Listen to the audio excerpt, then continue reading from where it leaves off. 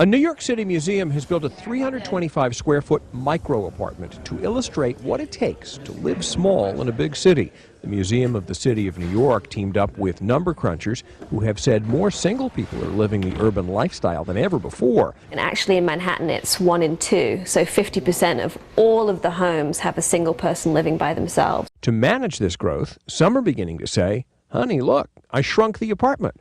We're not saying that everybody should live like this. We're saying that this is an option for the kinds of single person or couple who come to New York and are oftentimes not able to find housing.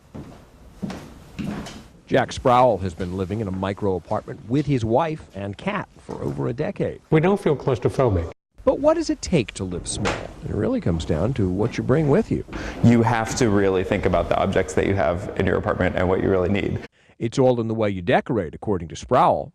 We've used more mirrors in the apartment to provide a more sense of space, a more sense of depth. And if you want to entertain, step outside. If you live in a small place, then the city is your entertaining space, which is why we live in New York.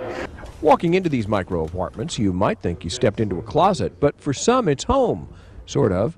I don't really think of it in terms of making it a home, more as just sort of a place to be at the end of the day. That place just might be a micro apartment like this, if city planners have their way.